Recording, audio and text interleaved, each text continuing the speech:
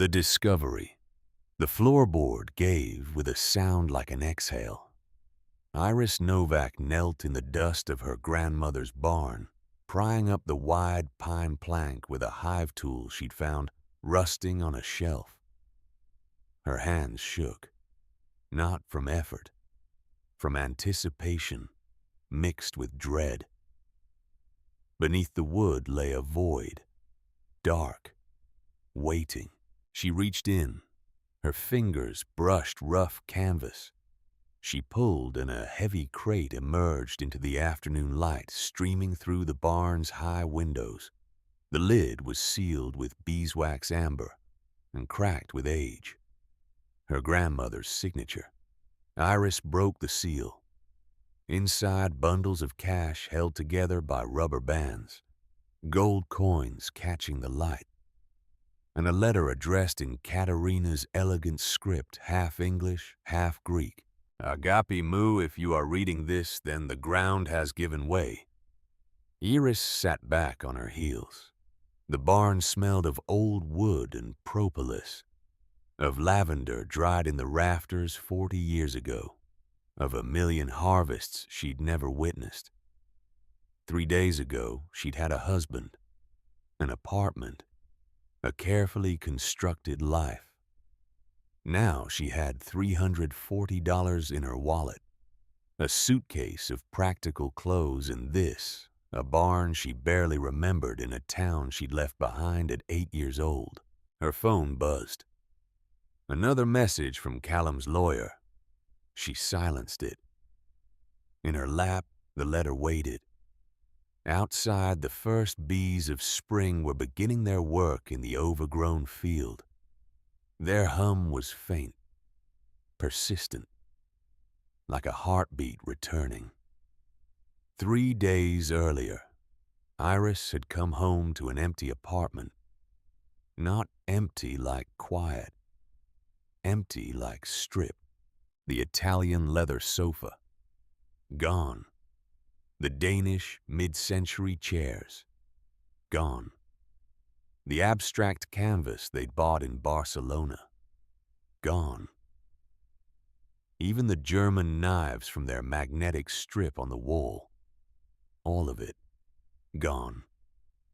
Just pale rectangles on the walls where art had hung, dust outlines on the floor where furniture had stood, and on the kitchen island, a manila envelope.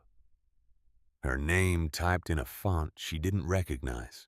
Iris stood in the doorway, her keys still in her hand, her interview outfit still on, the rejection from the research position still fresh.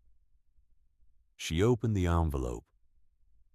Divorce papers, filed, signed, executed. Callum Sterling hadn't told her in person, hadn't called, hadn't sent a text. Just papers. She called him, straight to voicemail. She called again, same. Then she checked their joint account. Balance $0. The number sat there on her phone screen. Zeros lined up like empty rooms. She sat down on the floor because there was nowhere else to sit. The apartment echoed. The beginning and the end. They'd met in a library. Of course they had. Where else do lonely graduate students meet? Iris had been buried in pollinator research, native bee populations, decline rates, habitat loss. Callum had sat down across from her.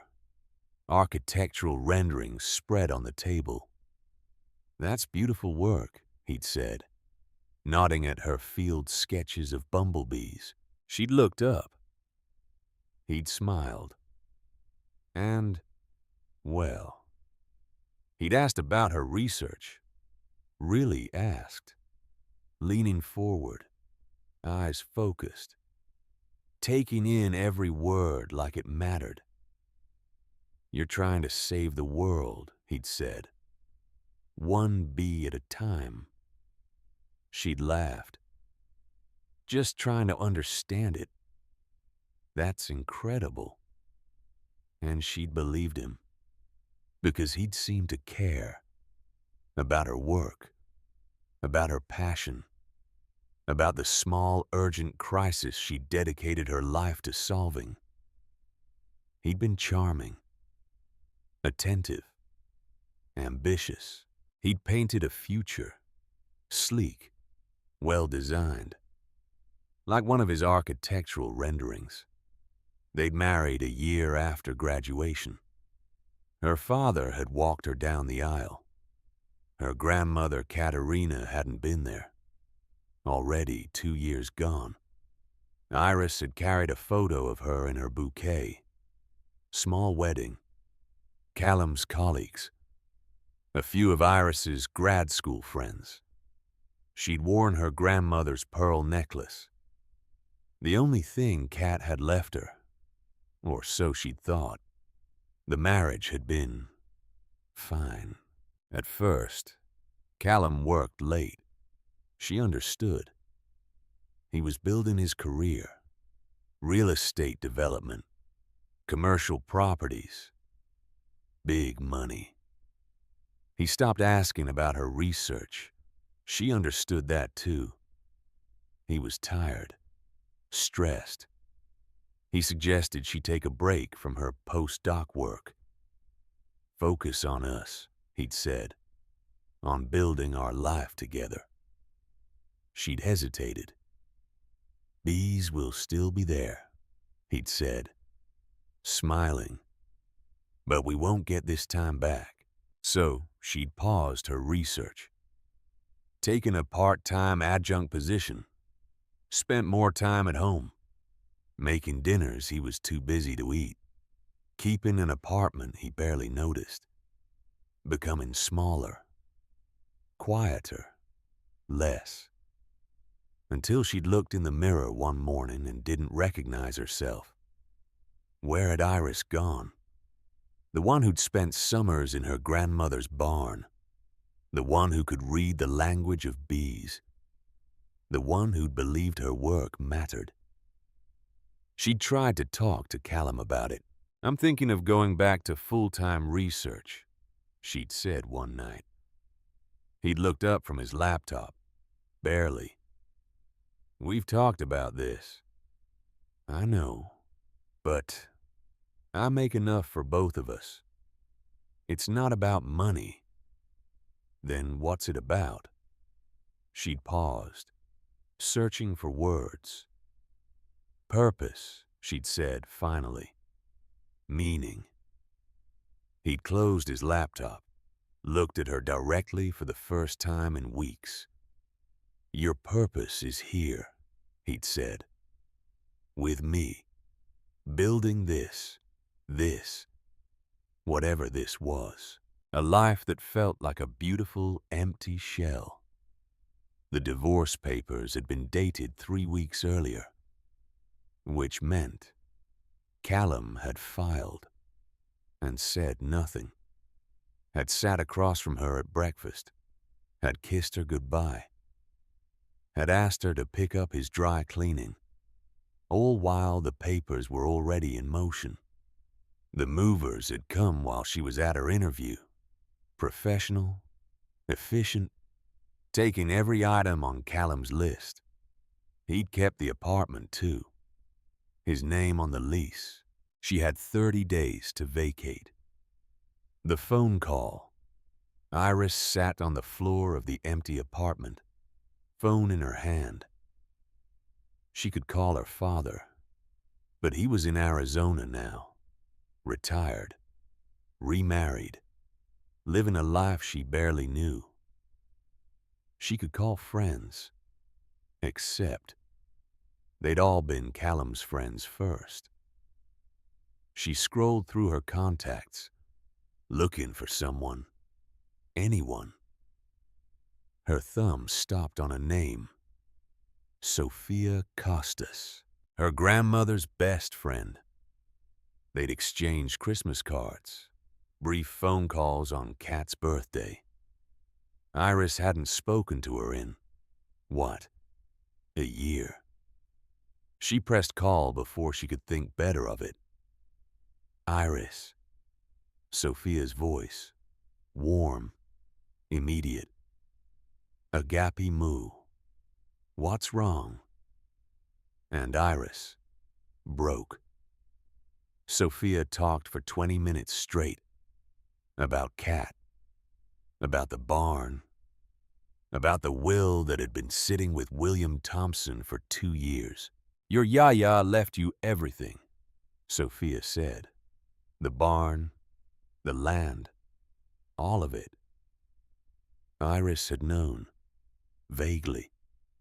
She'd signed some papers after Cat died, but she'd been in the middle of her master's thesis. And then there was Callum, and the wedding, and life had happened. The barn had seemed distant, a relic from childhood summers. Not real, not relevant. Come home, Sophia said. Come back to the Finger Lakes. I don't know if Iris, listen to me. Your grandmother. She knew. Knew what? Sophia paused, a long breath. That you would need this place. Someday. She told me, 2 weeks before she died. She said, when Iris's life falls apart, the barn will catch her. Iris closed her eyes. How did she know? She was your Yaya. She always knew. The journey north. The bus ride took 6 hours. Iris watched the city bleed into suburbs, suburbs into fields, fields into the rolling green hills of upstate New York. She'd packed 1 suitcase, practical clothes, her field journals, the framed photo of Cat she'd carried in her wedding bouquet. Everything else, she'd left. Let Callum have it. The thread count, the brand names, the documented value. She didn't want any of it. Her phone buzzed. Callum's lawyer. Again. She turned it off. The bus hummed along Route 90. The Finger Lakes appeared. Long, slender, blue, like fingers reaching into the earth. Iris pressed her forehead against the cool glass. She remembered summers here, running through fields of wildflowers, the sound of bees, thick, resonant, like the world was humming a lullaby. Cat standing among the hives, bare-handed, calm, completely unafraid. The bees know you. Cat had said once, they can feel your heartbeat through the air. Iris had been maybe 7, terrified. What if they sting me? Then you will learn that pain is temporary, but fear is a choice. Cat had placed a bee on Iris's palm. It had walked across her skin, delicate legs, impossibly light. It hadn't stung. See, Cat had said, you are safe, because you are still. The bus station in Seneca Falls was small. 1 building, 2 benches. Iris stepped off into air that smelled different. Damp earth, cut grass, wildflowers she couldn't name. Not exhaust, not concrete, not the manufactured clean of her city life. This was real. A pickup truck idled at the curb. An older man got out. Iris Novak. She nodded. Silas Brennan. Sophia called. Said you needed a ride. He took her suitcase. Didn't ask questions. They drove in comfortable silence. Past farms, orchards, vineyards sprawling across hillsides. Your grandmother, Silas said finally. She was remarkable. You knew her. Everyone knew Kat. She saved half the farmers in this valley back in '98. How? Colony collapse. Killed every hive for 50 miles, except hers. She had bees that were resistant. Genetic trait. Instead of selling them, she gave them away. Free. To anyone who needed them. He glanced at Iris. Lost most of her income that year. Didn't matter to her. She said bees don't belong to anyone. They belong to the land. Iris looked out the window.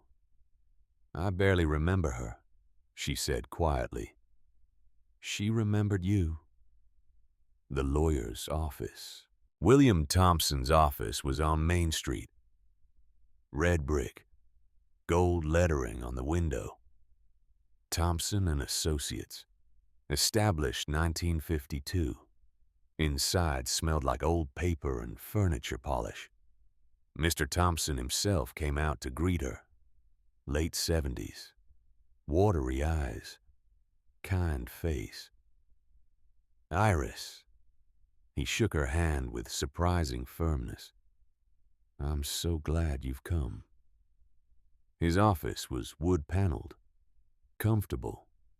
He gestured to a chair across from his massive mahogany desk.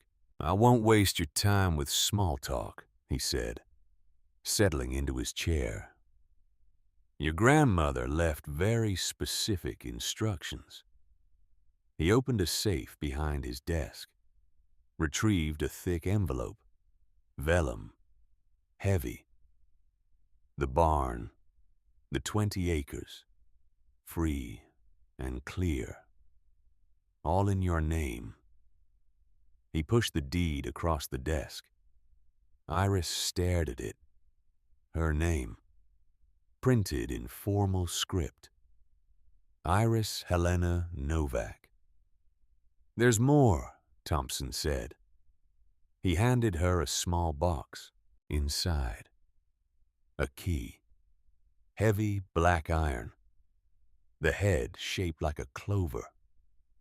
Katerina left this for you personally. Told me to make sure you got it when you were. And I quote, ready to come home. Iris held the key. Cold. Solid. Real. Mr. Thompson, I have to ask, did my grandmother, did she say anything about why? He leaned back in his chair, considered. Your grandmother came to see me about 3 months before she passed. She wanted to make sure everything was in order. Said she had a feeling that you'd need this place soon. A feeling. She was very specific. Said, my granddaughter is going to lose herself, and then she's going to find herself again. The barn is the bridge between those two things. Iris felt the air leave her chest. She saw me at my wedding, Iris said softly. Met Callum once, for maybe 10 minutes. Thompson nodded slowly. Katerina Papadakis knew people, the way beekeepers know bees. She could read them, see what they were made of. He stood, walked to the window, hands clasped behind his back. She told me one more thing that day. Want to know what it was? Iris nodded.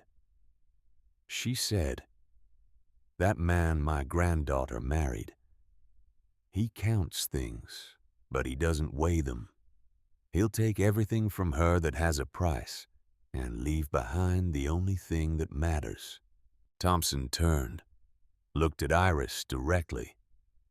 She was talking about the barn, but I think she was also talking about you.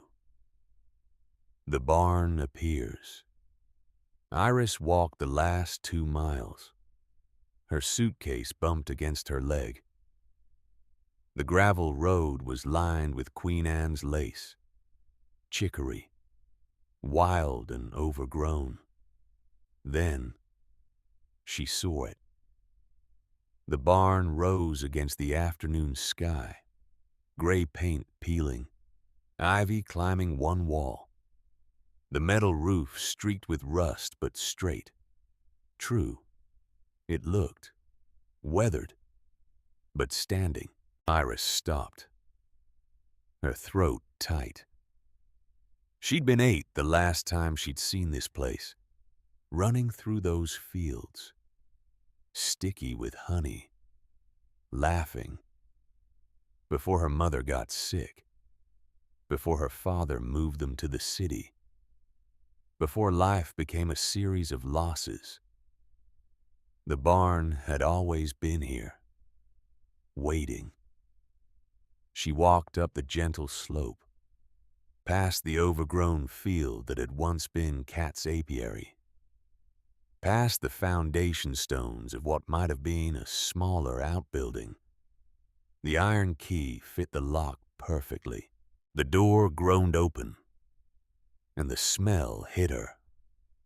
Immediate, overwhelming.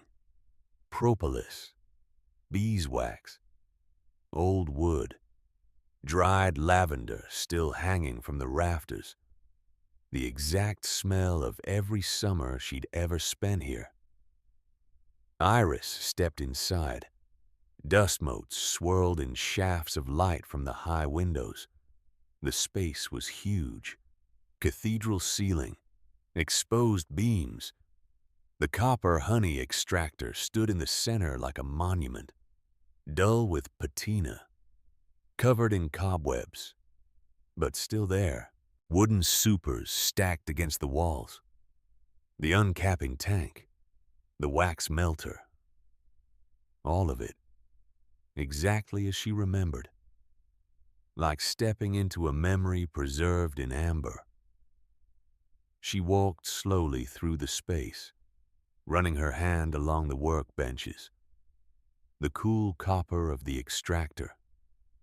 Everything was dusty, neglected, untouched for years, but intact. Kat had kept it all. A ladder led to the loft. Iris climbed.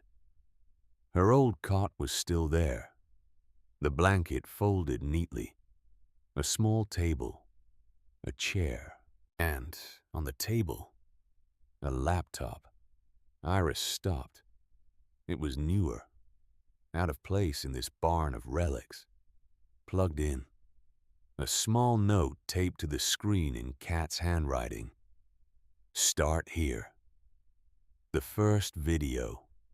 Iris opened the laptop. It booted immediately. No password. The desktop was clean except for one folder. For Iris. Her hand hovered over the trackpad, then clicked. Inside. 40 video files, each labeled with a date, spanning from 2018 to 2020. The last one, recorded 2 weeks before Kat died. Iris sat in the chair, the barn quiet around her, and opened the first video. The screen flickered. Then, Kat appeared, sitting in this exact barn, in this exact loft. 72 years old. Hair silver, eyes sharp. Wearing her canvas work jacket, looking directly into the camera, directly at Iris. "Agape moo," Kat said. Her voice, That voice Iris had almost forgotten. If you're watching this, then the ground has given way, as I feared it would. Iris couldn't breathe. Don't despair. Kat leaned forward slightly. A woman of our line does not break easily. We are like the bees. We may lose a queen. We may face a long winter. But the colony survives. The work continues. Kat stopped. A slight smile. I'm going to tell you a story. My story. From the beginning.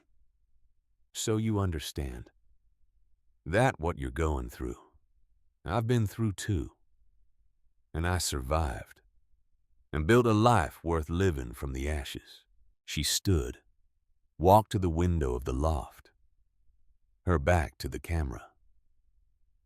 It was 1978. I was 32 years old. And the love of my life had just died. Kat's voice, steady, matter of fact. Anton, your grandfather, you never knew him, but he was everything. Kind, patient, strong in the quiet way that actually matters. She turned back to the camera. We had 5 good years.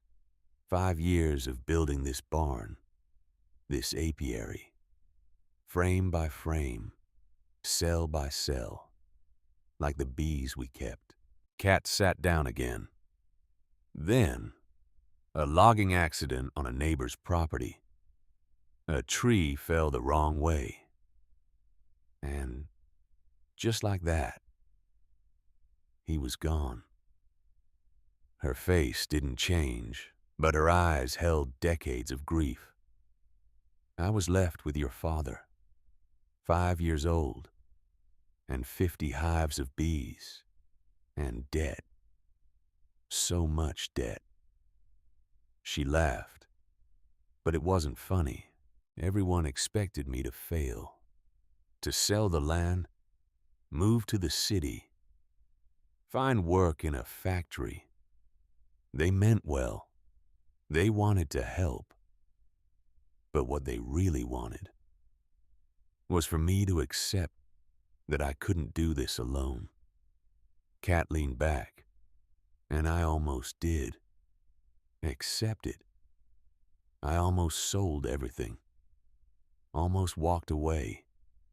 She waited a beat. But then, I went out to the hives one morning, early, before dawn, and I heard them, the bees, already awake, already working, already doing what they were born to do. Her eyes focused somewhere beyond the camera. And I thought, if they can keep going, so can I. She looked directly at Iris again. So I stayed. I learned. I made mistakes. I killed entire colonies through ignorance. I cried. I raged. I wanted to quit every single day for the first 2 years. Kat smiled then, a real smile. But I didn't quit, and neither will you. The video paused. Text appeared on screen. Continue to video 2. Iris sat in the chair, her face wet. She hadn't realized she was crying. Kat's story unfolds. She watched 3 more videos. Kat's story unfolding. 1978. 1979. 1980. The hardest years. Learning to be a beekeeper. A businesswoman. A single mother. Working night shifts at the diner in town to keep the barn afloat. coming home at dawn to tend the hives before her son woke. The isolation, the exhaustion, the slow grinding work of not giving up. In video 4, Kat paused. There was a man, she said, 1981, owned the feed store in town, wealthy, widower. He asked me to marry him. She looked out the window again. He said I wouldn't have to work anymore, wouldn't have to struggle. He'd take care of everything. The barn, the bees, your father. All of it. Kat turned back. It was tempting. God, it was so tempting. I was so tired. Silence. I said no, because I realized he wasn't offering to be a partner. He was offering to be a savior. And I didn't need saving. I needed to save myself. Kat leaned toward the camera. Remember that, Iris, when someone offers to rescue you, ask yourself, are they offering partnership, or are they offering to take over? There's a difference, and that difference is everything. The hidden treasure. The sun was setting when Iris finally stood. Her legs were stiff. Her eyes burned. She'd watched 6 videos, 3 hours of Kat's life. But she felt less alone than she had in months. She climbed down from the loft. Her stomach reminded her she hadn't eaten since the bus station. There was a small town 2 miles down the road. She'd passed it on the way in. But first, she remembered the floorboard. In video 2, Kat had mentioned it, casually, like an aside. Beneath the honey extractor, there's a loose board. Some things must be kept safe for winter, for hard times. Iris had thought it was metaphor, but now she walked to the extractor, the heavy copper cylinder standing in the center of the barn, found the board Kat had indicated, pressed the edge. It gave. And beneath, the crate. Inside the crate, cash, bundled in rubber bands, old bills, hundreds mostly. Iris counted, hands shaking.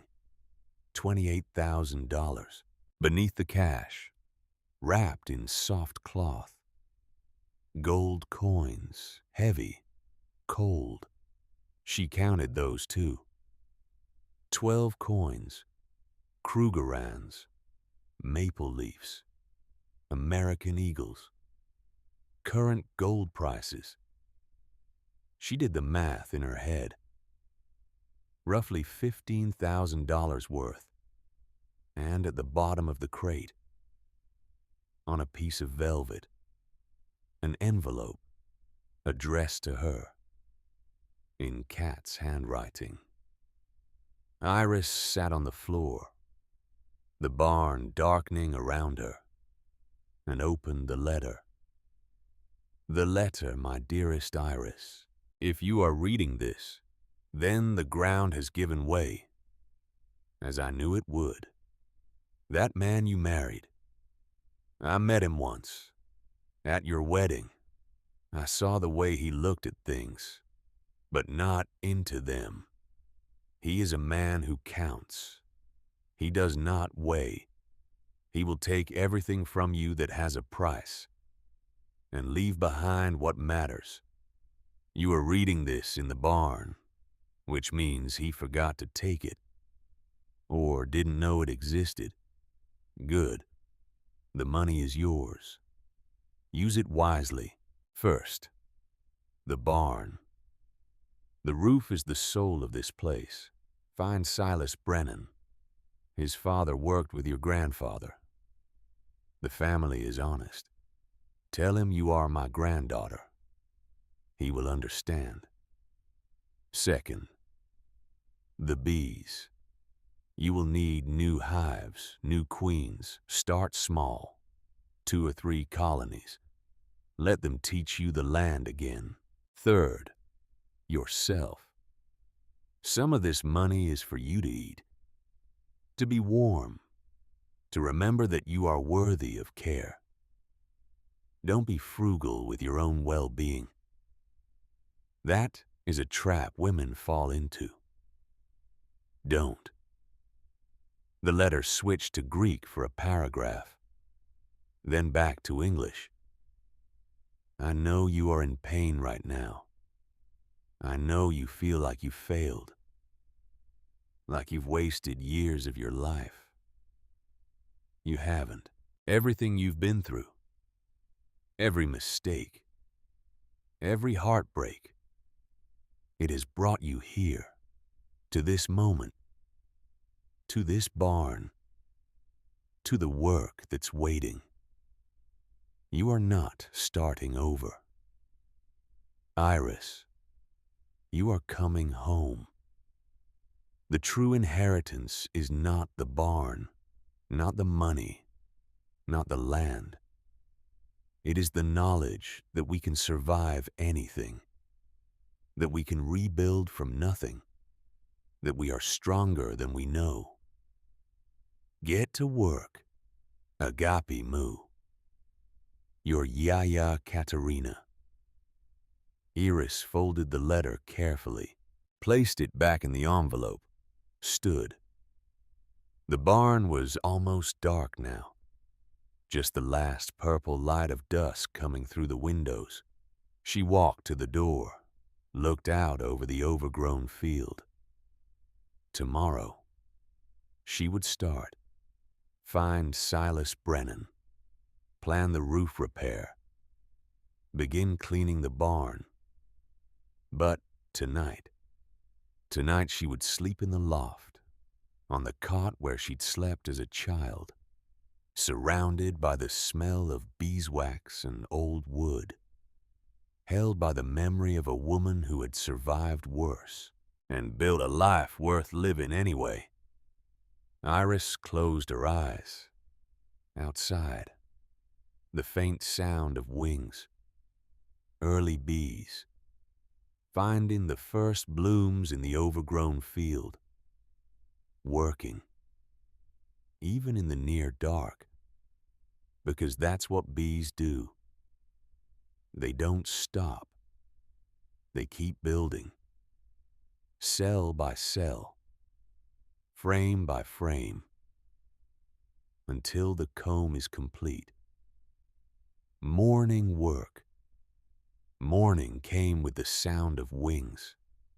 Iris woke in the loft, stiff, cold, the blanket thin against the April chill. But the sound, that sound, bees, already working, already moving through the overgrown field outside. She sat up. Her body ached. The cot was not comfortable, but she'd slept better than she had in months. No, years. She climbed down the ladder, her breath visible in the barn's cool air. On the workbench, Kat's letter, the money, the coins, real. All of it real. Iris counted out $2,000, folded it into her jacket pocket, put the rest back in the crate, back under the floorboard. She had work to do. Meeting Silas. Silas Brennan's workshop was 20 minutes down the road. A metal building, roof panels stacked outside, the smell of tar and sealant. A man came out, early 60s, weathered face, hands like gnarled oak. Help you? I'm looking for Silas Brennan. You found him. Iris took a breath. I'm Iris Novak. Katerina Papadakis's granddaughter. Silas stopped, looked at her, really looked. Well, I'll be damned, he said slowly. You've got her eyes. They walked the barn's perimeter, Silas studying the roof, tapping the metal, checking the seams. Iris followed, watching him work. He climbed a ladder, inspected the ridge cap, came back down. Your grandfather and my father built this, he said. 1977, made to last. Will it last? He nodded.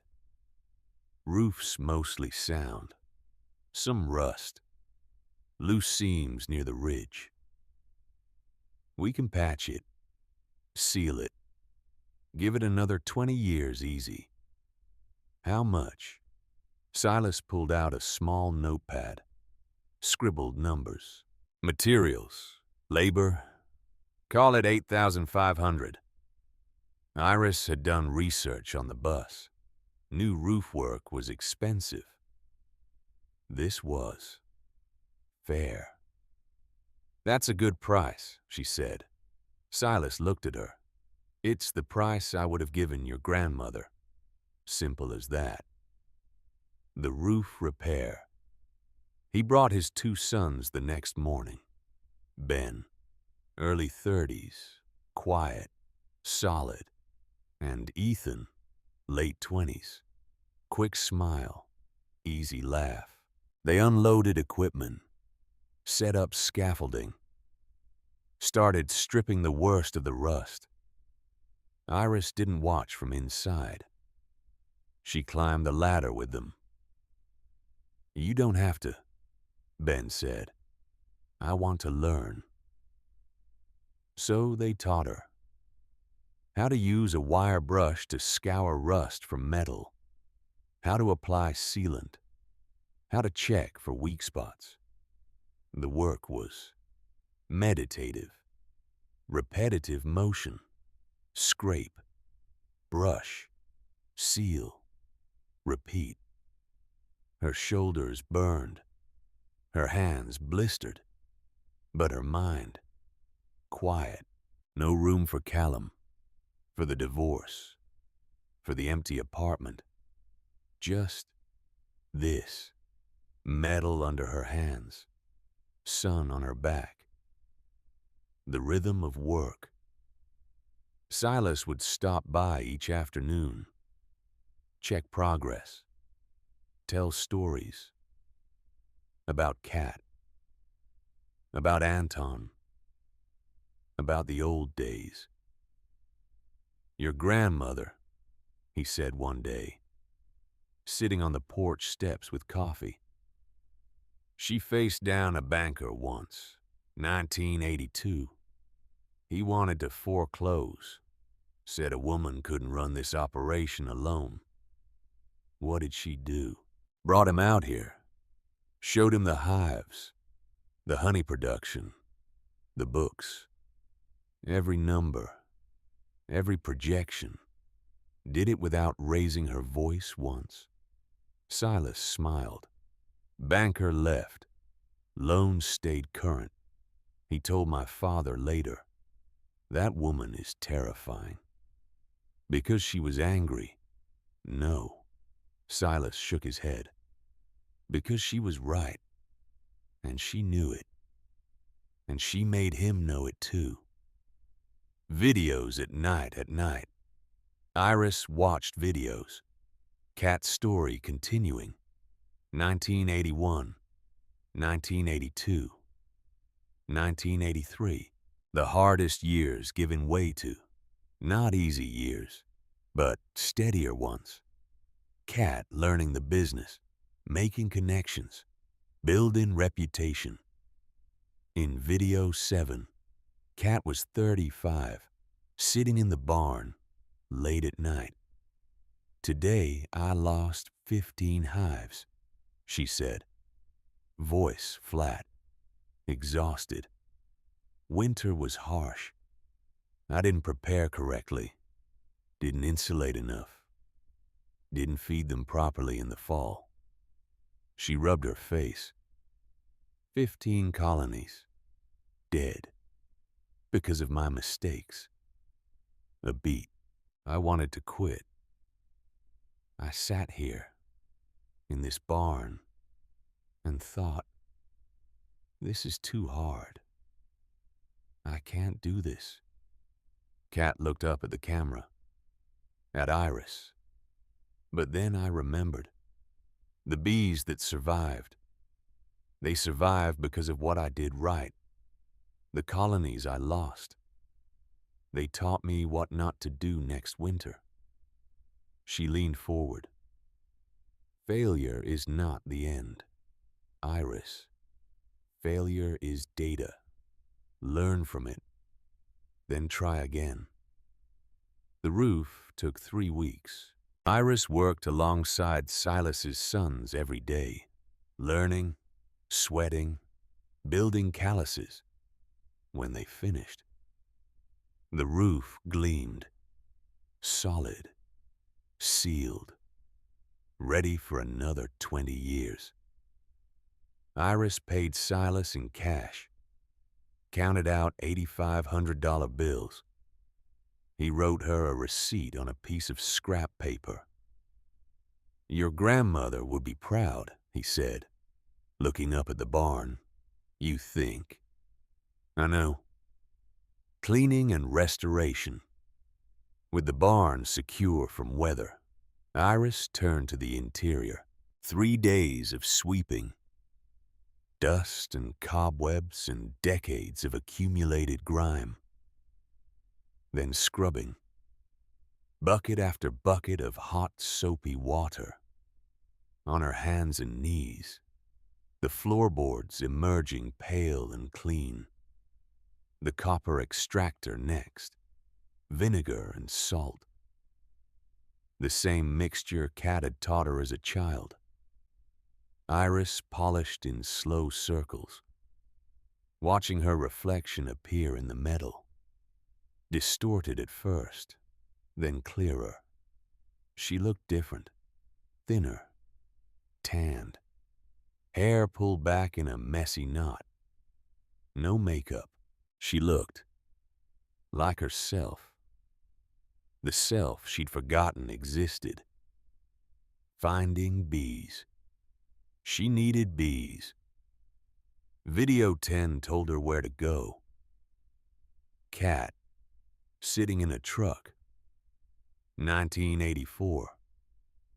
There's a breeder 30 miles north, Samuel Chen. He raises organic nucleus colonies. Good genetics. Gentle temperament. You'll want to start with nukes, not packages. Nukes have a queen. Established brood. Better survival rate. A note appeared on screen. Text overlay. Note Samuel Chen passed in 2015. His son Michael runs the operation now. Iris looked up the number. Called. A man answered. Young voice. Friendly. Chen Apieris. Hi, I'm looking to buy nucleus colonies I'm just starting. Sure. How many you thinking? 3, maybe 4. You have experience. Iris hesitated. My grandmother was a beekeeper. I spent summers with her, but it's been a while. What was her name? Katerina Papadakis. Silence. Then, wait. Kat Papadakis. The Kat Papadakis. You knew her. My grandfather worked with her during the CCD crisis. 1998. She's a legend. Hold on. Muffled voices. Then an older man came on the line. This is Michael Chen. Your Kat's granddaughter. Yes. Come by tomorrow, we'll get you set up. And No charge for the nukes. I can pay. Your grandmother saved my father's livelihood. This is the least we can do. Chen Apiaries was beautiful. 50 acres of wildflower meadows, hundreds of hives, white boxes dotting the landscape like scattered dice. Michael Chen met her at the gate. Late 50s, kind eyes. Your grandmother, he said, leading her through the property. She gave my father resistant stock during CCD. Wouldn't take payment. Said the bees didn't belong to her. They belong to everyone. He stopped at a row of nucleus hives. These are carniolan. Gentle. Productive. Good for beginners. And they've got the genetic resistance Cat's lion had. Iris felt her throat tighten. These are from my grandmother's bees. 4th generation down. But yes, your grandmother's genetics live on here. He loaded 4 nucleus colonies into her truck, checked each one, explained the care. Start slow, he said. Let them orient to your land. Don't rush. The bees will tell you when they're ready to expand. Iris tried to pay. He refused. Your grandmother gave my family a future. This is just paying forward. Placing the hives. The hives went in the field where Cat's apiary had stood. Iris placed them carefully, facing southeast, away from prevailing winds. Sky blue paint. The same color Cat had used. She stood back, looking at the 4 boxes. So small. But a beginning. That night, she watched video 12, Cat, 1985, 39 years old. Today I place my first hives after the winter losses, she said. Just 3 colonies. They look so small, so fragile. Cat smiled. But I know, from 3, I can build to 10. From 10 to 20. It just takes time, patience, trust. She looked at the camera. Don't expect miracles, Iris. Expect slow, steady growth. That's how anything real gets built. The job.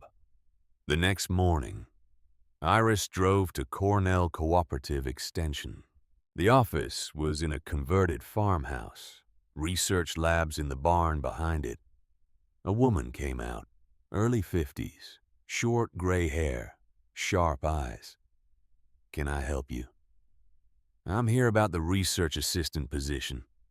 I know the posting closed, but you have a resume. Iris handed it over. The woman scanned it, stopped, looked up. Novak. Any relation to Katerina Papadakis? She was my grandmother. The woman's entire demeanor shifted. I'm Vivian Cross. I co-authored a paper with your grandmother. 2010. On hygienic behavior in carniolan bees. She extended her hand. Your grandmother was brilliant. Most intuitive apiarist I've ever met. Come inside. Dr. Cross's office was organized chaos. Papers everywhere. Specimens in jars. Maps on the walls. We're studying native pollinator populations, she said. Pouring coffee. Habitat loss. Pesticide impact. Climate effects. It's depressing work, honestly, but vital. She sat behind her desk.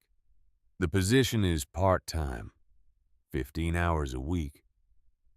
Field work mostly, data collection, some lab analysis. Pay is not great. $16 an hour. Iris did the math. About $1,000 a month. Not enough to live on, but enough to supplement the barn income. When can I start? Dr. Cross smiled. Your grandmother's granddaughter. Of course you don't negotiate. She didn't either. Too busy working to argue about money. She opened a drawer, pulled out paperwork. Monday, 8 a.m. Bring boots. We'll be in the field. Planting for the future. Iris spent the weekend clearing land. The field around the barn was chaos. Thistle, burdock, invasive grasses. She borrowed a tiller from Harold Gable, the neighboring farmer who'd brought corn that first week. Your grandmother would do this every spring, he said. Clear, till, plant. She had a whole system. He showed Iris the boundaries Cat had maintained. 2 acres, cleared and planted specifically for the bees.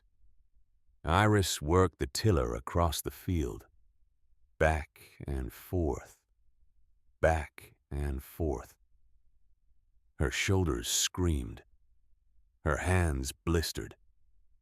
Again. But the soil turned. Dark, rich, ready.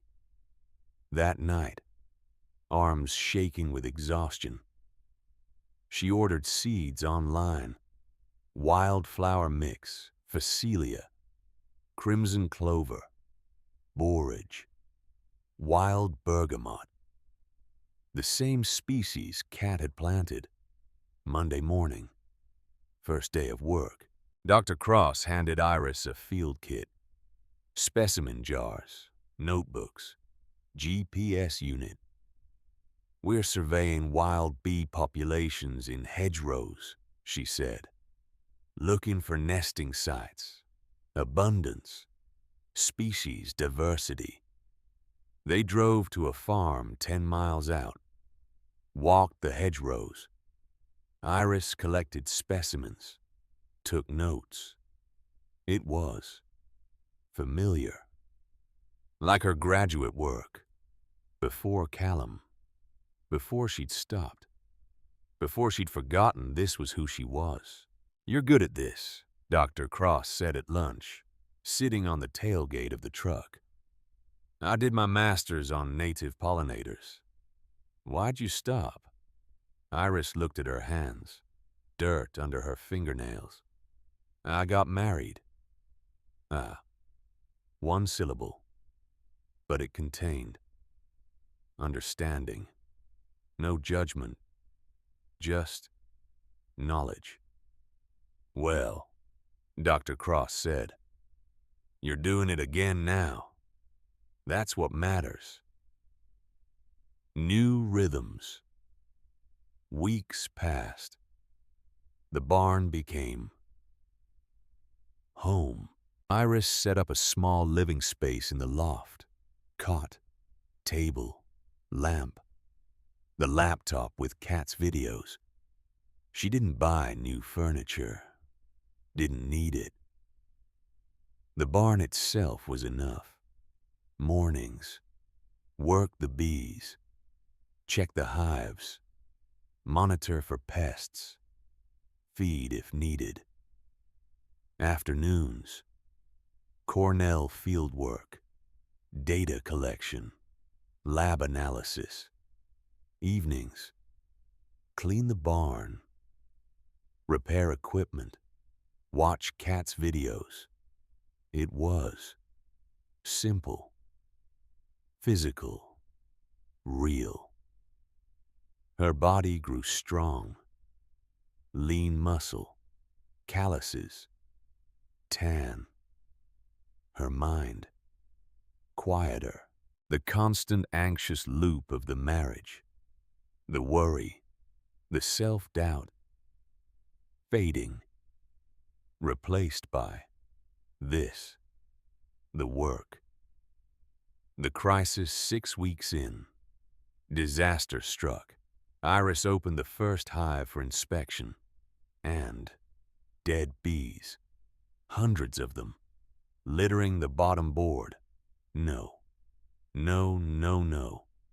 She checked the second hive. Same. Third hive. Dead. Fourth. Barely alive. Just a handful of bees clustered around the queen. Iris stepped back, her hands shaking. What had she done wrong? She called Michael Chen, panic in her voice. "Slow down," he said.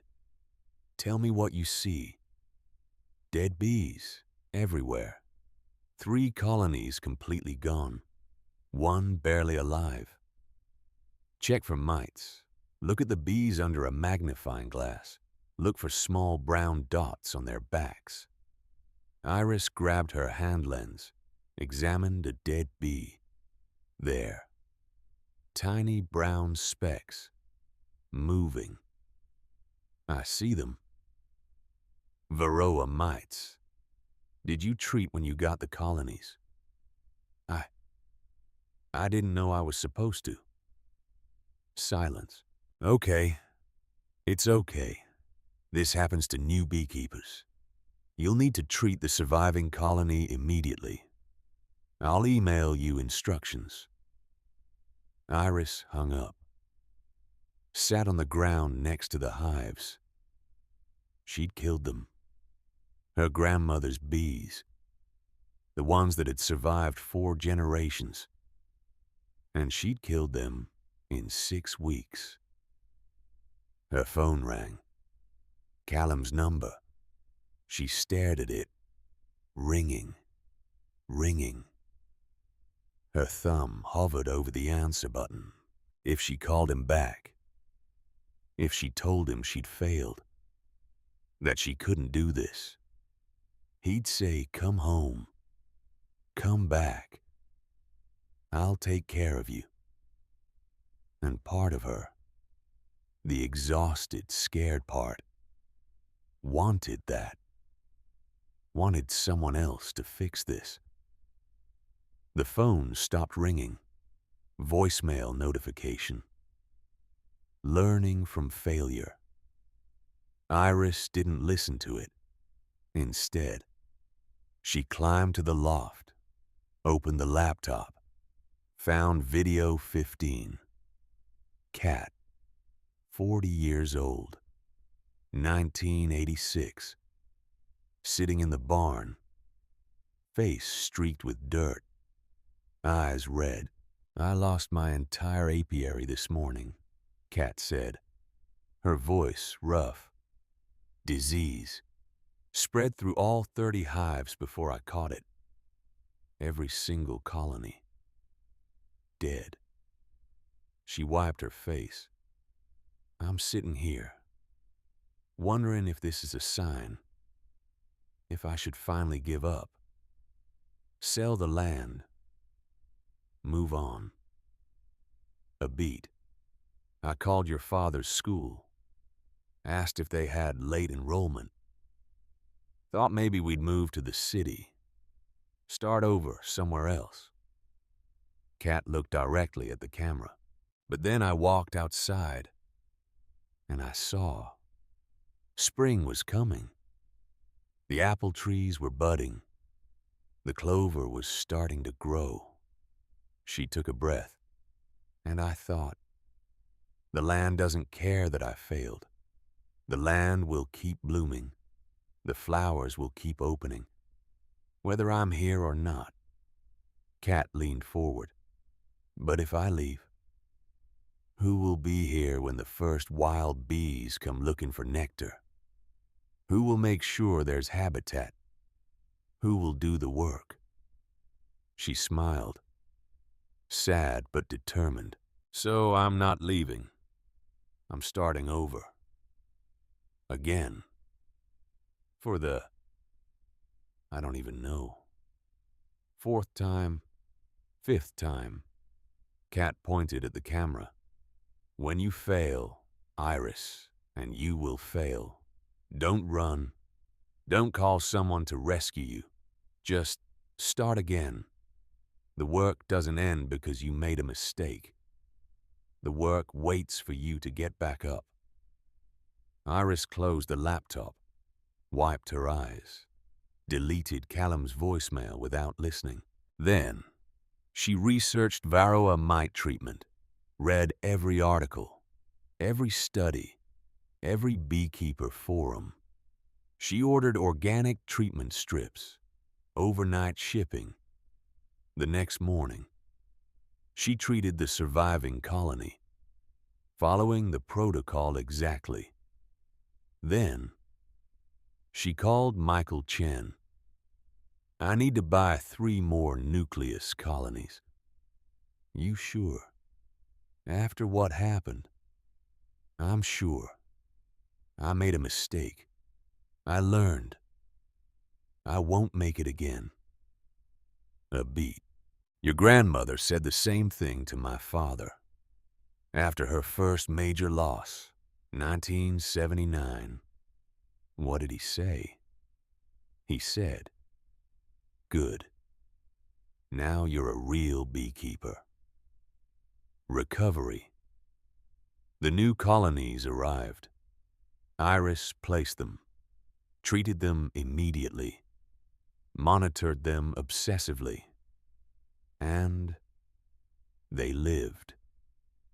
The surviving colony from the first batch recovered. The queen started laying again. The population grew. Iris had not killed everything. She'd killed most things, but not everything. And that, somehow, was enough. The wildflower seeds germinated, tiny green shoots pushing through dark soil. Iris walked the field every morning, checking progress, pulling weeds. It was meditative.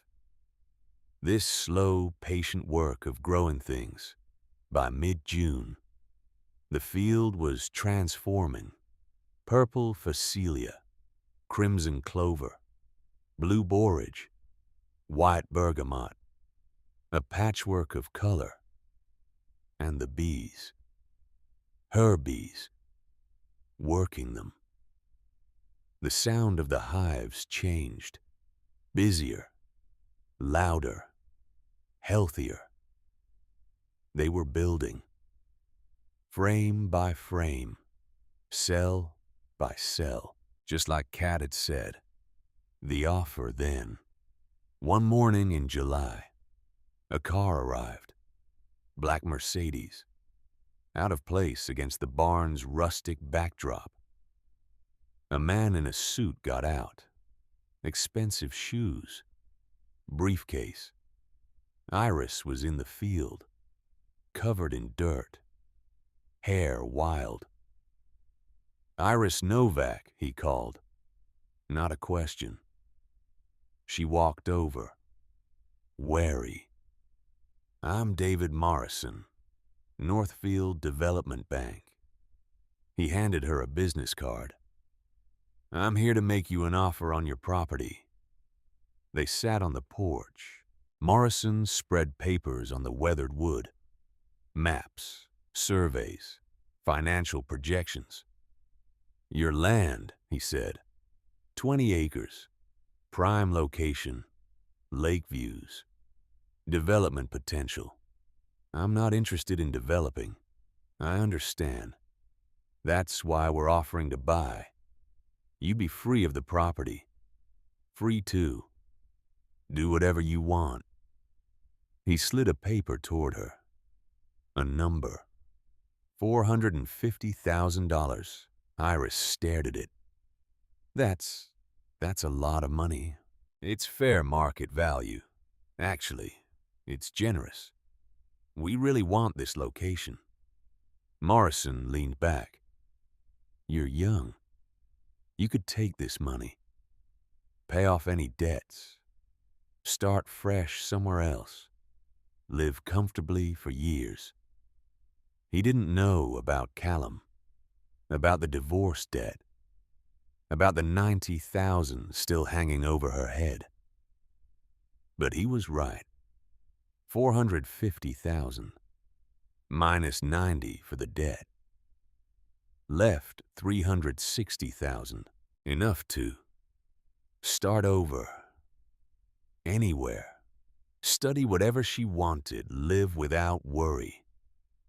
All she had to do was give up the barn. "Can I think about it?" she said. "Of course. Take a week, 2 weeks. No pressure." He stood, handed her his card. "Just think about what that money could do for your life." The temptation that night. Iris couldn't sleep.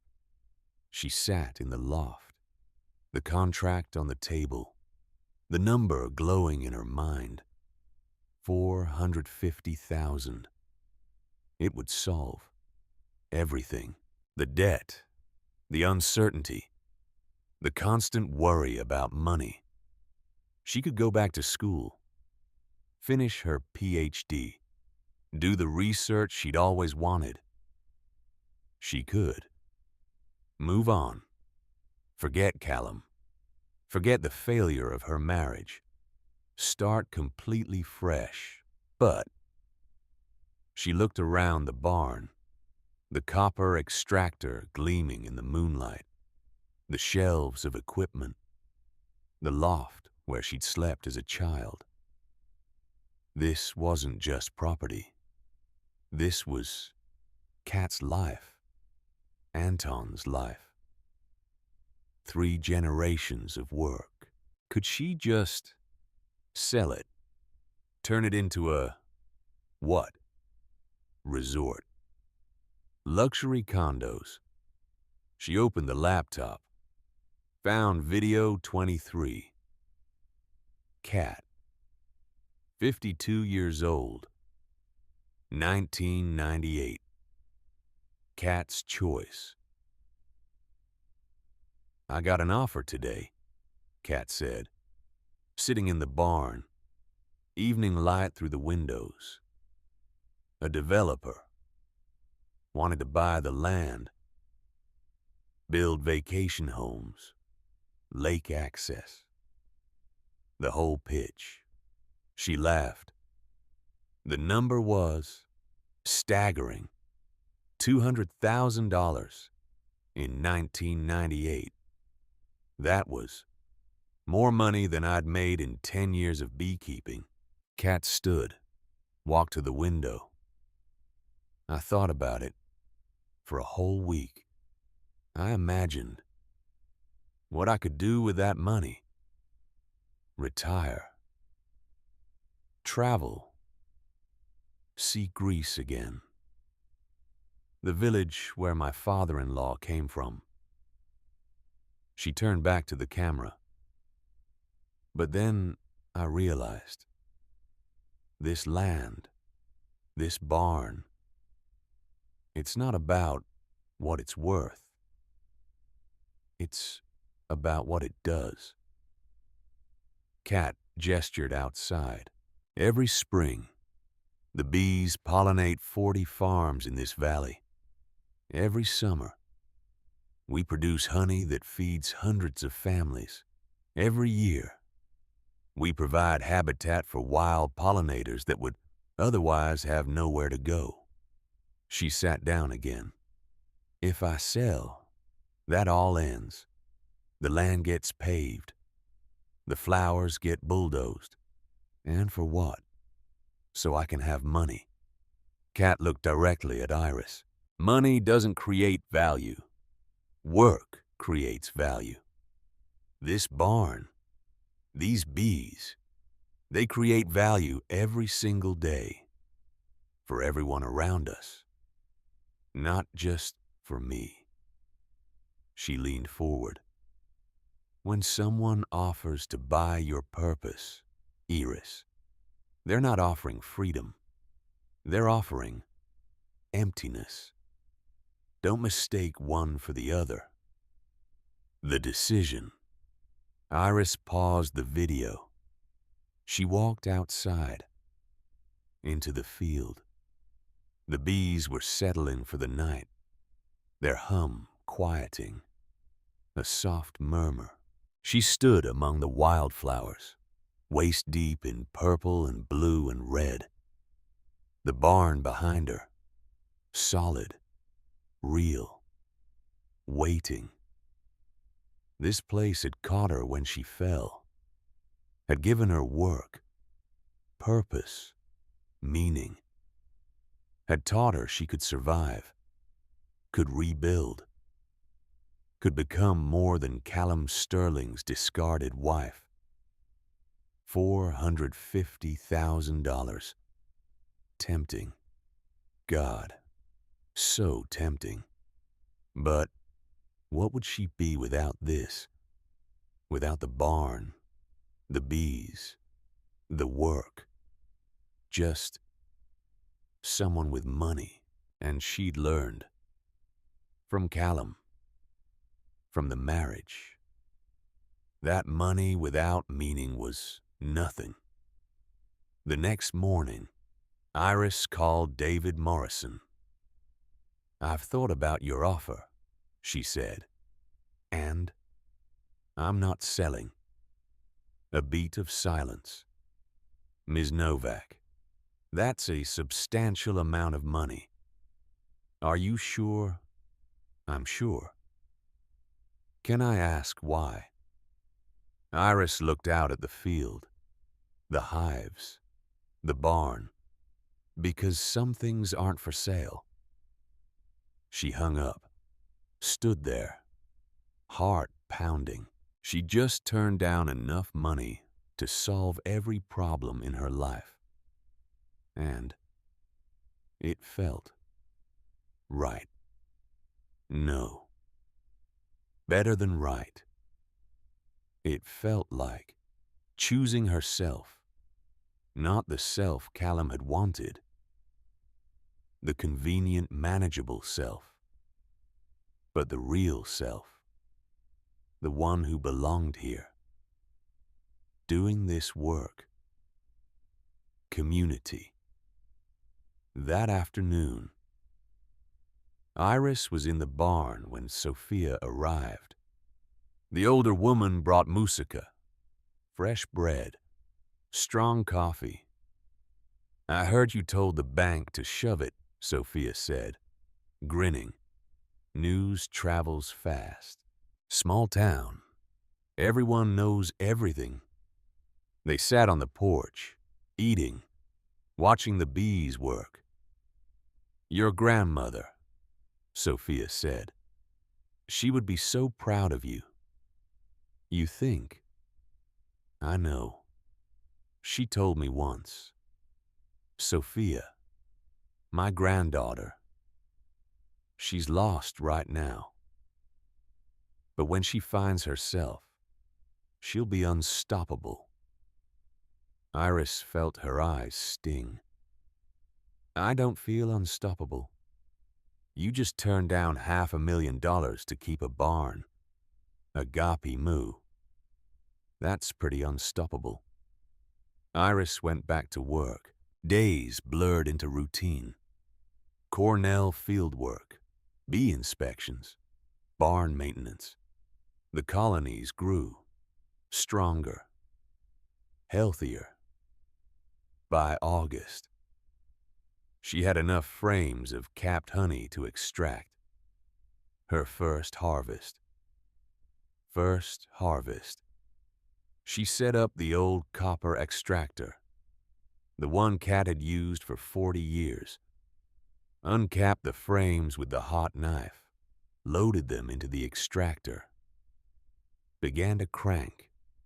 The honey flowed, golden, thick, perfect. It smelled sweet, floral, like summer distilled. Iris filled jar after jar, watching the honey catch the light. This right here, this was what she'd chosen. Not money, not security, But this work that meant everything, that created beauty, that connected her to the land and the bees and the legacy of the women who'd come before. She sealed the last jar, held it up to the window. Through the golden honey, the barn glowed. The gift that keeps giving that night. She watched video 28, Cat, 52 years old, still 1998. "I need to tell you one more thing," Cat said, voice serious. "About that year. About what happened after I refused the developer."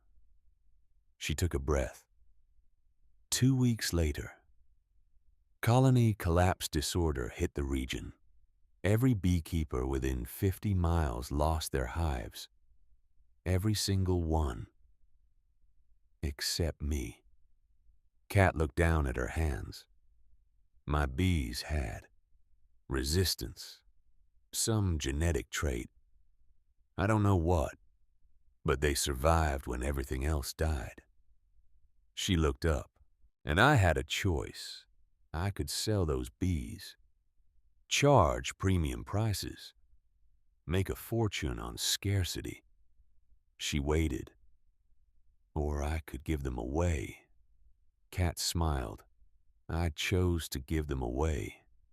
Every farmer who needed pollination, I gave them starter colonies. Free, no charge. Just take them, use them, keep the valley alive. She leaned forward. I lost 60% of my income that year. Went into debt. Had to take extra shifts at the diner. Cat's eyes were bright. "But you know what I gained, Iris. I gained the knowledge that I had saved this entire valley, that farms stayed in business because of my bees, that families kept their livelihoods because I chose to give instead of take." She pointed at the camera.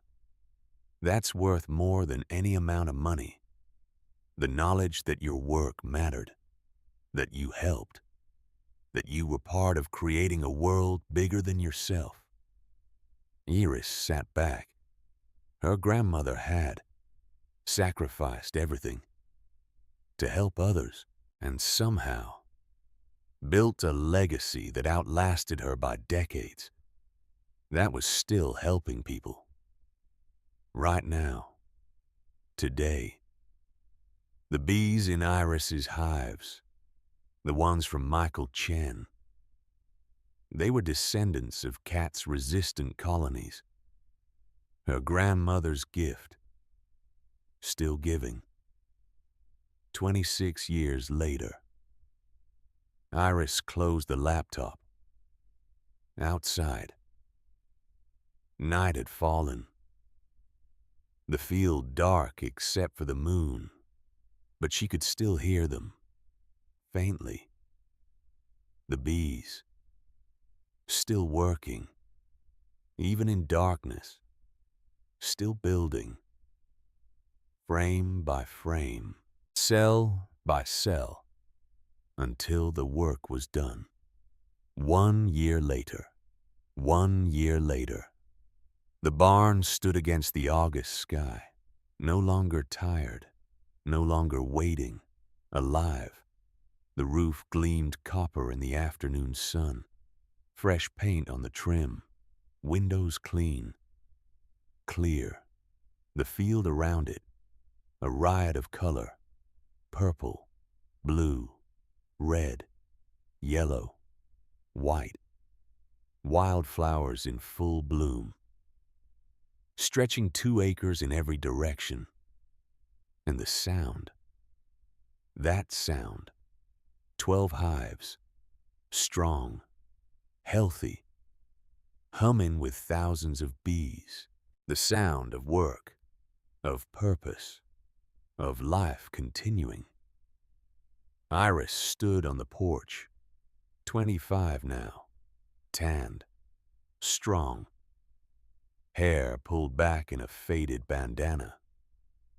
She looked different, not just physically, though that too. Lean muscle, calloused hands, sun lines at her eyes, but in a deeper way. She looked settled, like she'd finally stopped running from herself. The morning's harvest sat in jars on the workbench. 200 pounds of honey, golden, perfect, labels ready. Elena's Legacy Honey. Simple black text on cream paper. Sophia had helped design them. Local print shop donated the first batch. The farmer's market was tomorrow. Iris's second season selling. Last year. She'd sold out in 3 hours. This year. She doubled production. Still wouldn't be enough. People remembered Kat's honey. The reputation held. And when they learned Kat's granddaughter was keeping bees again, using the same methods, the same care, they came back. Dr. Cross had promoted Iris to lead researcher. 25 hours a week now. Better pay. Her own projects. They just published a paper together on native bee habitat in agricultural landscapes. Iris's name. In print. In a peer-reviewed journal. Her first publication. Kat would have been so proud. The debt to Callum's bankruptcy. Slowly disappearing. She'd been paying $1,500 a month, every month, for a year. Down to $72,000 now. 4 more years. And she'd be free. The barn income helped. Honey sales.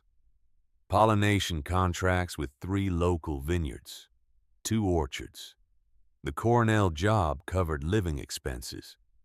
It was tight. Very tight. But sustainable. She wasn't rich. But she was. Okay. Better than okay. She was. Happy. When had that happened? Uni arrives, a car pulled up the drive. Not a Tesla. Not a Mercedes. An old Honda Civic. Faded blue. Bumper stickers from Cornell. A girl got out. Young. Maybe 19. Backpack over one shoulder. Lost. The girl looked lost. Iris walked down from the porch. "Can I help you?" The girl turned. Dark circles under her eyes. Hands twisting together. Are you Iris Novak?" "I am. My name's Juniper Morgan. Junie. Everyone calls me Junie." She took a shaky breath. "Dr. Cross said. She said you might. That maybe I could." Junie stopped. Started over. "My boyfriend we broke up, and I don't have anywhere to go, and I needed to get away, and Dr. Cross said that maybe you'd understand." Iris made tea. They sat on the porch, Uni clutching the mug, not drinking, just holding. "How long were you together?" 2 years. Since freshman year. We were going to. We had plans." Uni's voice cracked. "And then he said he met someone else at his summer internship. And that was it. Over." Iris knew that feeling. The ground giving way. "Where are you staying?" "A friend's couch. But classes start in 2 weeks and I can't focus. I can't think. I just feel so stupid." Uni looked up, surprised. Yeah, stupid, like I should have seen it coming. You're not stupid, Iris said. You're hurt. There's a difference. Teaching. They talked for an hour. Uni. Pre-med. But not sure anymore. Feeling lost. Disconnected from everything she thought she wanted. What did you want? Iris asked. Before him. Before the plans. Uni thought. I liked. Plants. Growing things.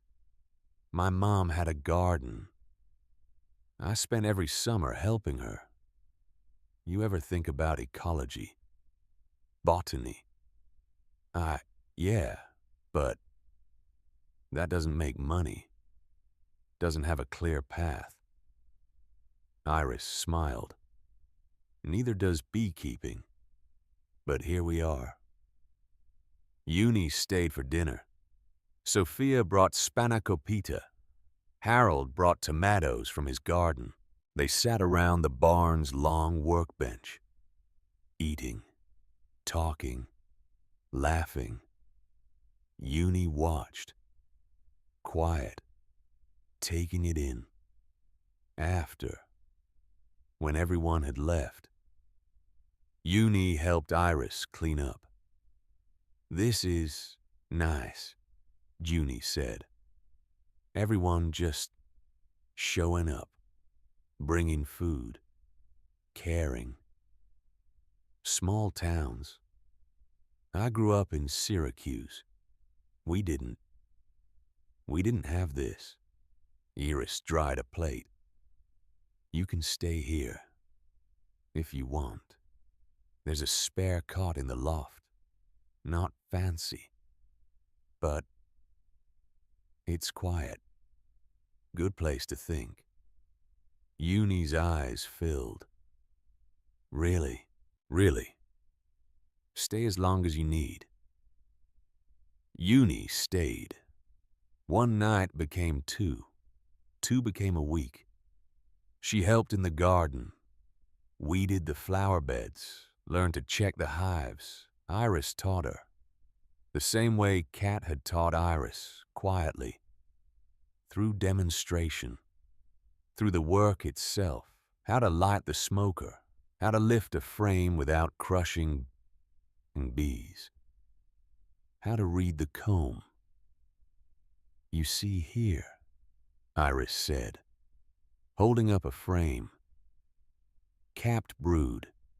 That means the queen is laying. The colony is healthy. Uni leaned in, fascinated. And this. Iris pointed to cells filled with golden liquid. That's nectar. Not honey yet. They're still processing it, evaporating the water, adding enzymes. How long does it take? Depends.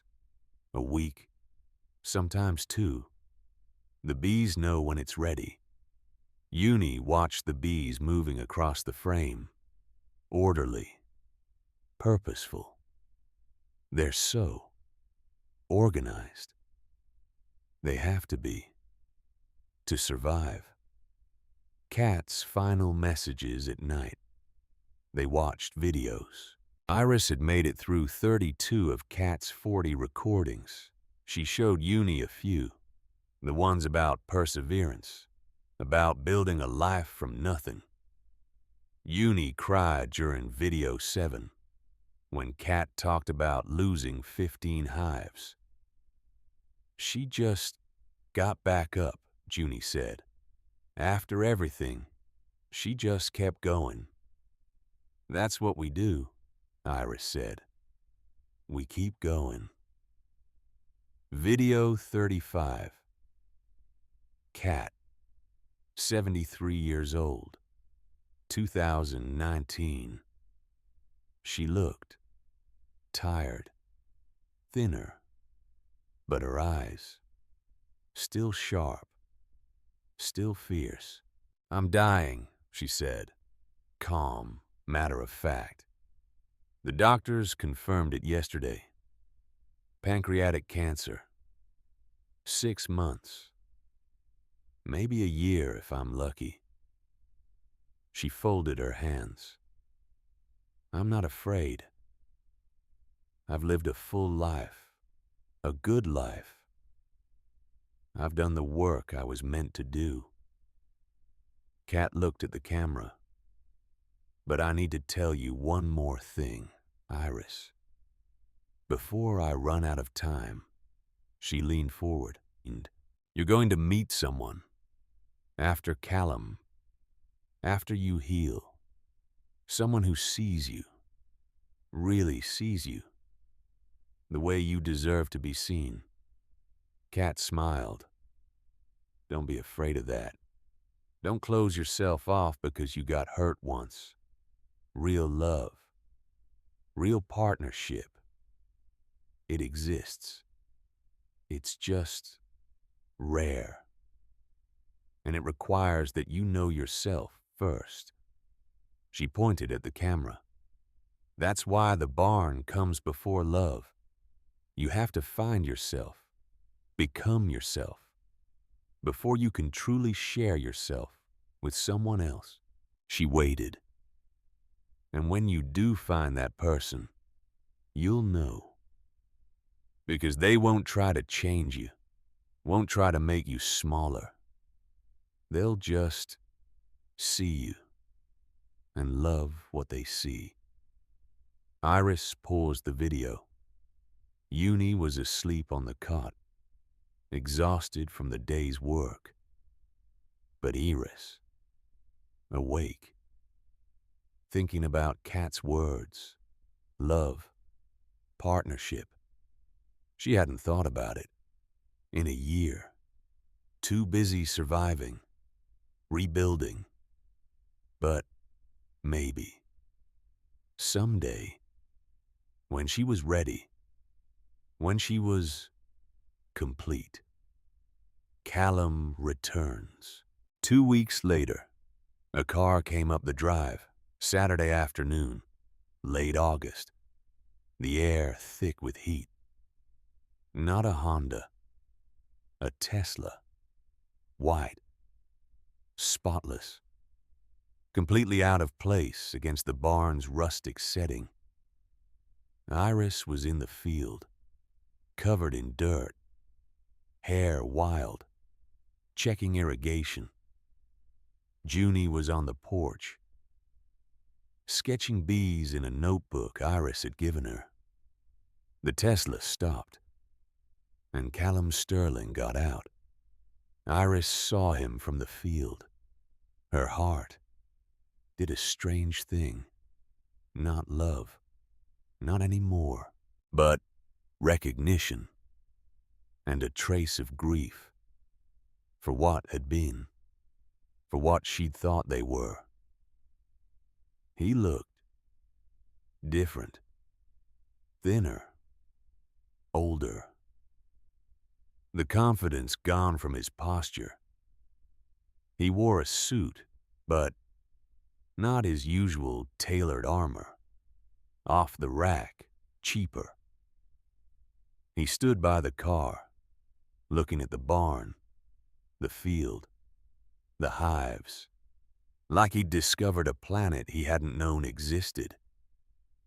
Iris walked over, slowly. Uni watched from the porch, tense. Iris, Callum's voice, quieter than she remembered. Callum, they stood 3 feet apart, a chasm between them. You did all this. Not a question, a statement. Amazed, almost hurt. I did. He looked at her. Really looked. You look good. Healthy. I am. Silence. Can we talk? Iris gestured to the porch. They sat on opposite ends of the bench. Uni disappeared inside. But Iris knew she was listening. The conversation. "I didn't know about this place," Callum said. When I filed, I didn't know you had this." Iris said nothing. "If I had known, you would have taken it." He flinched. "Maybe, yeah. Probably." At least he was honest. "Why are you here?" Iris asked. Calm, direct. Callum rubbed his face. I don't know. I had a meeting in Ithaca. A potential investor. And I drove by Seneca Falls and I remembered you mentioned your grandmother was from here." He looked at her.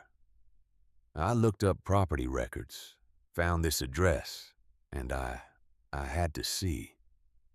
"See what?" "If you were. Okay." They sat in silence. Then Callum spoke. "I'm broke," he said, voice flat. "Completely. Bankrupt. The development deal I bet everything on. It fell through. Investors sued. I lost.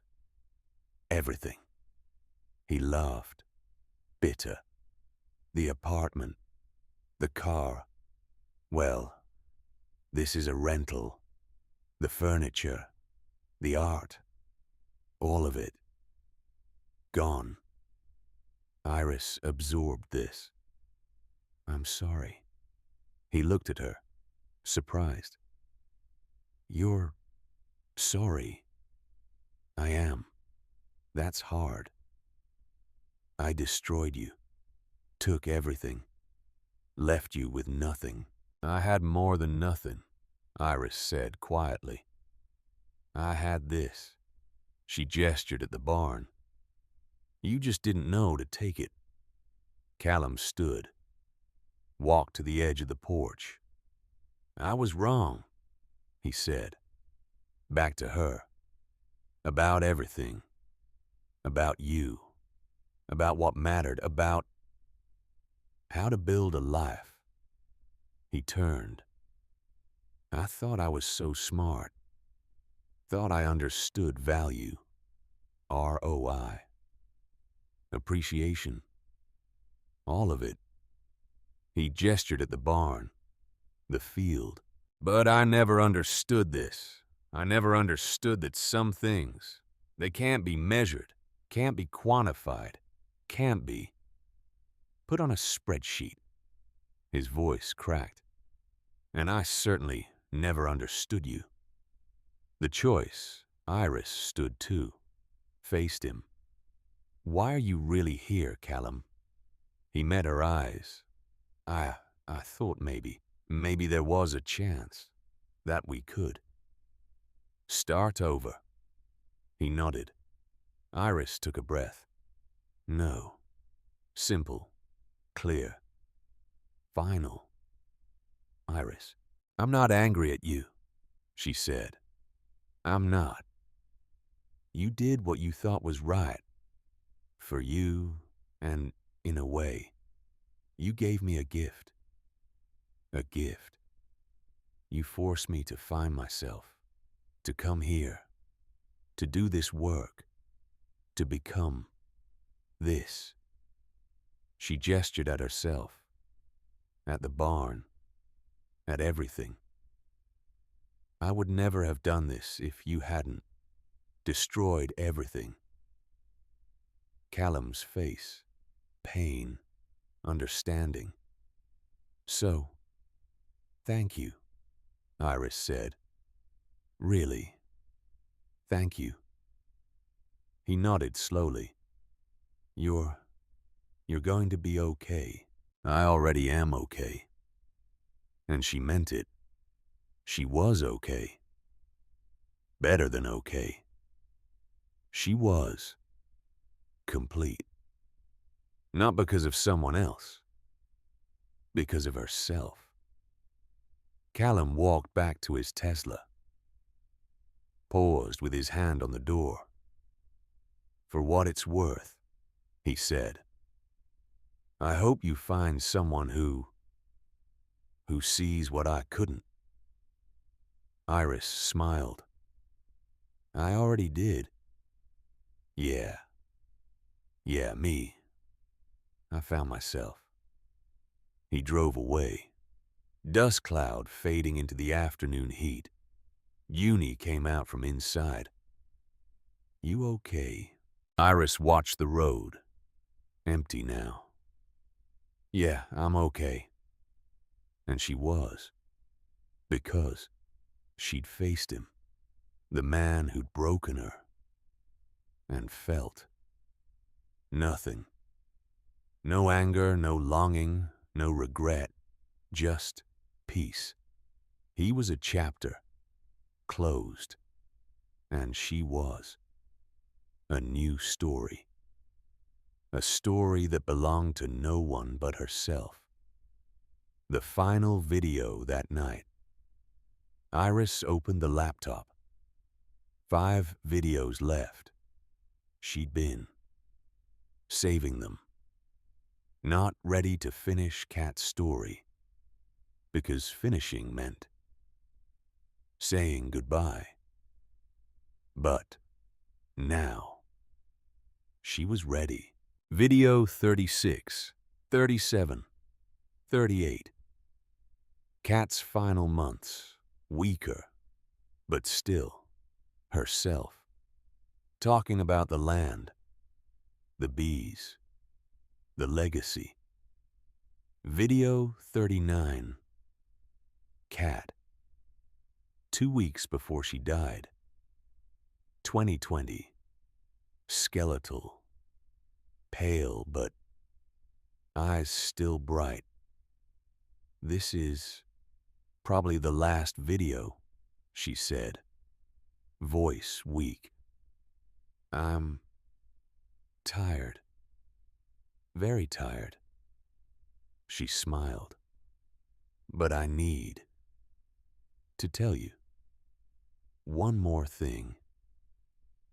Kat took a labored breath. "There's one more video, hidden on the desktop, separate folder, called Open This Last." Another breath. "Don't watch it until you've done the work, until you've rebuilt, survived, until you've become who you were meant to be." She closed her eyes. "You'll know. When you're ready, you'll know." The video ended. Iris sat back. One more video. Hidden. Was she ready? Had she become who she was meant to be? She thought about the year, the work, the bees, the barn, the way she'd faced Callum today. Calm, complete. Yeah, she was ready. She went to the desktop, found the folder. Open this last. Inside, one video file. She clicked. The true inheritance. Kat appeared. Same recording, same day. But a different take.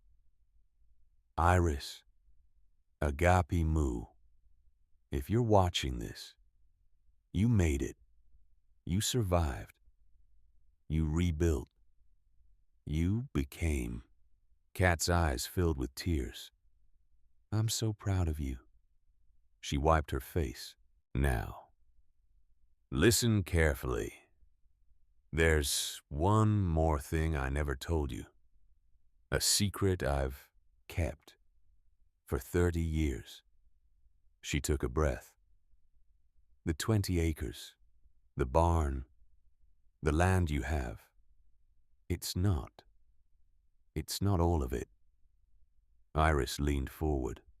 What?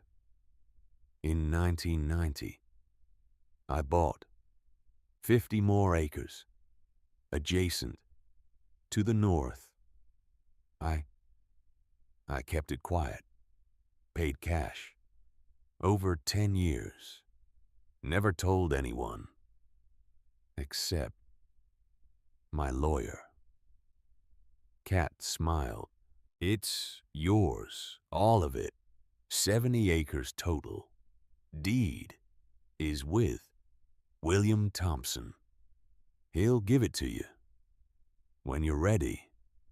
Iris paused. 70 acres. 70. She'd been living on 20, never knowing. Kat had planned this, all of it. The video continued.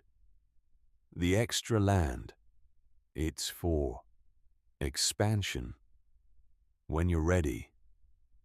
More hives, or maybe a different kind of place. A space for other women who need what you needed. Kat's breathing was labored now. A refuge, a workshop, a place for women to heal through work, through bees, through each other. She looked directly at the camera. That's the real inheritance.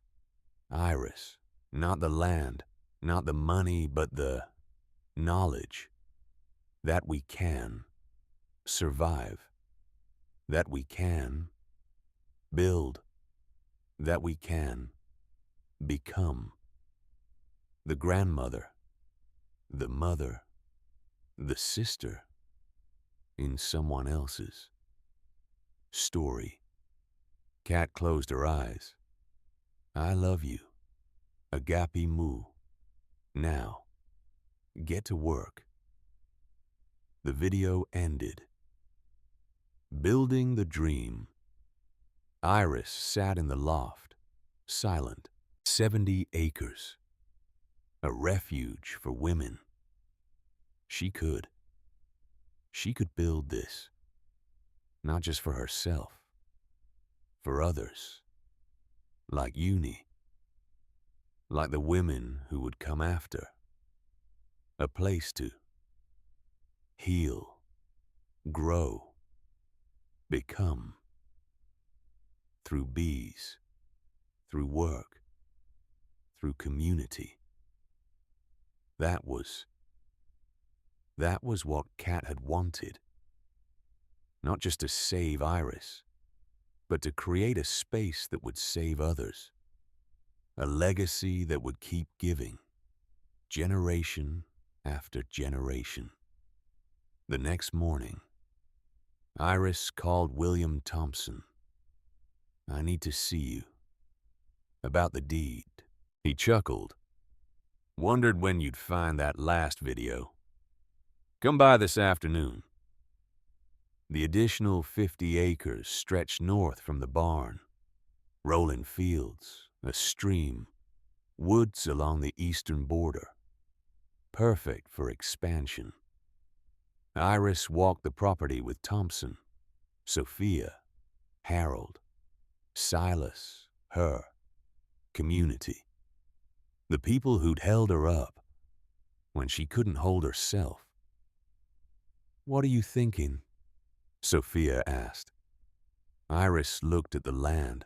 A workshop, small, maybe 10 women at a time, teaching beekeeping, gardening, skills, but also space to heal, to think, to become.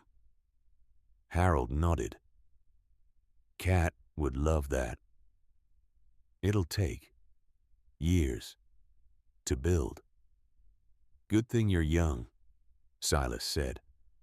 Kat started when she was 32. You're 25. You've got time. That fall, Iris applied for grants, women's agricultural programs, rural development, environmental education. She wrote proposals, late into the night, uni helping, editing, encouraging. By November, she'd secured $50,000, enough to start. A small building, 4 bedrooms, shared kitchen, workshop space. Construction would begin in spring. Uni decided to switch majors from pre-med to ecology. "I want to do this," she said. "Study pollinators, habitat, real work." Iris smiled. "Good. We need people doing this work. Will you? Will you let me come back next summer? Help with the workshop. I'm counting on it." Winter and reflection. Winter came. Iris wrapped the hives, prepared them for the cold. The barn, warm, insulated. Her home now. She'd stopped thinking of it as temporary. This was where she belonged. She spent evenings reading Kat's journals, all 12 of them, 46 years of beekeeping, recorded in meticulous detail. Failures, successes, observations, questions, a lifetime of learning. And on the last page of the final journal, written in Kat's shaking hand, "Iris, the work continues. Through you. Through those you teach. The bees will go on. Long after we're gone. Our job is to make sure they have someone to tend them, someone to speak for them, someone to protect them. You are that someone now. All my love. Yaya Cat." Spring returned. The wildflowers bloomed again. Purple, blue, red, yellow, white. The bees emerged from winter, strong, ready. Iris had 14 hives now, all healthy, all producing. The workshop building was framed. Roof going on next week. First session planned for July. 6 women signed up already.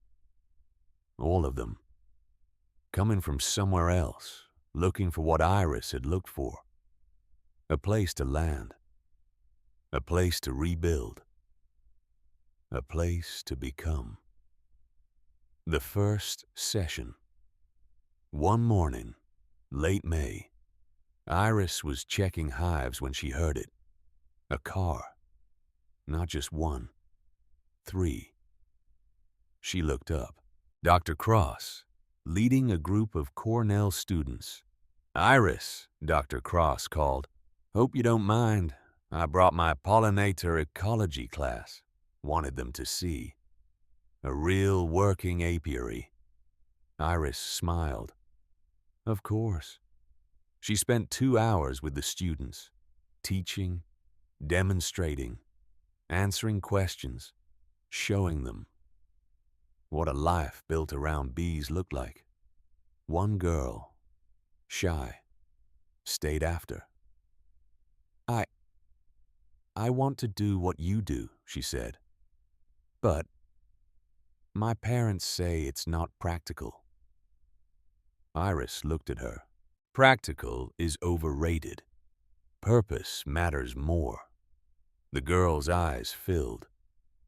"Really? Really? Find what makes you come alive. Then do that. The rest figures itself out." That evening, Iris sat on the porch, Uni beside her. They'd become friends, sisters almost. The sun set over the field. painting the sky orange and pink. The bees settled for the night, their hum quieting. "You think she can see this?" Junie asked. "Your grandmother. You think she knows?" Iris thought about it. "I think she knew before it happened. That's why she left everything the way she did." She looked at the barn, solid, strong, alive. "She knew I'd need it. She knew I'd use it. She knew I'd pass it on." Uni leaned her head on Iris's shoulder. "Thank you for letting me be part of this. Thank you for being here." The workshop's first session started in July. 6 women, ages ranging from 23 to 68, all of them healing from their own losses, divorce, death, trauma, transition, all of them looking for what can't be named but only felt. Iris taught them about bees, but really, she taught them about themselves, about patience, about resilience, about the slow, steady work of building a life that matters. They learned to light smokers, check hives, read comb. They learned to plant, to harvest, to process honey. But more than that, they learned that they could survive, that they could rebuild, that they were stronger than they knew. One woman, Margaret, 68, recently widowed. She'd lost her husband of 40 years. "I don't know who I am without him," she said. First day, by the end of the week, she was different, calmer, steadier. "I forgot," she said, last evening, sitting around the barn's long table, that I was whole before I was half of a pear." The other women nodded. They all understood. Passing it on at the end of the session, they stood together in the field, 7 women, surrounded by bees, by flowers, by the barn. Iris looked at them. "My grandmother told me once that the real inheritance isn't what we receive. It's the strength to rebuild and the wisdom to help others do the same." She gestured at the barn, the hives, the land. "This place, it's not mine. It's ours. It's for anyone who needs it. And when you leave here, I want you to remember, you carry it with you." She waited. "You carry the knowledge that you survived, that you rebuilt, that you became." She smiled. "And someday, when someone else is falling, you'll catch them, the way this place caught me." That night, after everyone had left, Iris climbed to the loft, looked out the window at the field stretching dark under the stars. She could hear them, the bees, thousands of them, resting, preparing for tomorrow's work, frame by frame, cell by cell, building, always building. And in the morning, they would wake and begin again, the way they always did, the way Iris did, the way Kat had, the way all women of their line did. They didn't stop. They didn't quit. They kept building until the comb was complete, until the honey flowed, until the legacy lived. Generation after generation, mother to daughter, grandmother to granddaughter, teacher to student, woman to woman, the work continuing forever.